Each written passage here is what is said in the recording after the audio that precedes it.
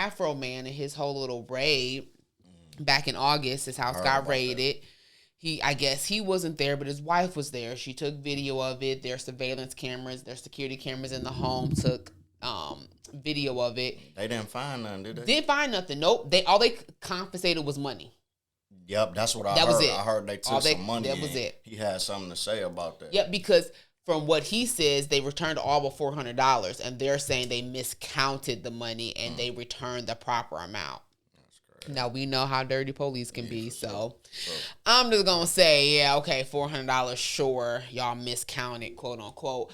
But it's interesting because they're suing him now. They need the to leave Ohio sheriff is suing Afroman. And it's interesting because they're suing him because he took the footage, put it in music videos, I guess, put their faces on merchandise and things to sell and make money off of. So that's what they're really suing him for the likeness and him making money off of that. Which I think that's so ironic. They do have a case. I feel like they do. We may feel like it's bullshit, but since he did all that and making money off of that. That's why I said it's ironic because y'all did all of this wrong to black men. And I'm not saying Afroman should be the one to be the pirates ahead for and everything, but y'all do all of this wrong to black men just in general. And then ironically, when the black man, I guess, can make money off of you or get over on you, you mad as the police. Because y'all didn't find nothing. So first of all, they was big mad that day. When all they found was money, they was big mad that day. And they couldn't do nothing about it because they were in the wrong. Right. The only reason why they can come back and even try to sue him now is because of the likeness. And because that they didn't give permission. That's what the key thing was. They didn't get permission for him to use it in that manner. Especially if he made money off of Yep, you know they say he made money off his music videos, the merchandise, which I think is just interesting because if it was all recorded as his house, wouldn't that be his footage though? Like, wouldn't he own the rights to that footage? That's what I would think. That's what I'm thinking. I'm recording y'all for my protection. Yeah.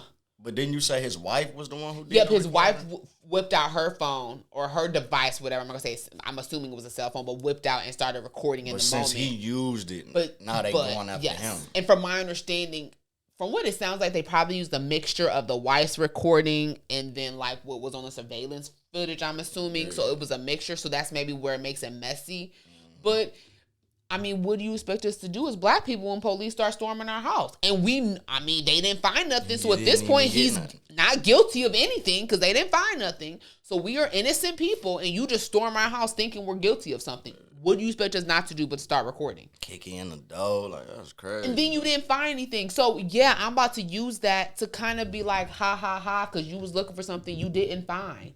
What was you looking for? Because you didn't find it. That's when it get tricky. You got to be careful on what you do. You know That's true. That's true. It get tricky. You do. Especially messing with law enforcement. You know what I'm saying? Even when they is wrong, you still got to keep your composure, keep some class about it. Because we already know how they play. Yep. We know they playing a dirty game. Yep. Don't give them nothing to feed off of. I agree. You know? To a point, but... and I hear one person in particular in my head. Well, then what are we supposed to do then? Just let them keep getting over and away with this mess, with this bullshit, with this crap, with them, abusing us, beating us, manipulating the system, using it to their advantage. We're supposed to let them just get away with it? You know who you are.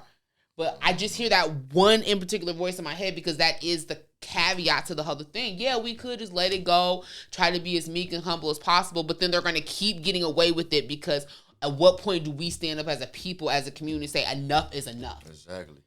This is too much. Throughout the course of history, we've been trying to do that. You know what I'm saying? And they always try to find a way to villainize us because of that. Absolutely. The first thing being aggressive, right? Whether you be a man or a woman, the first thing they say for black people is you're aggressive. We're aggressive. You're aggressive. And that's true to a certain extent, but look what we have been through throughout the course of history. But I don't call it aggression. I call it passion.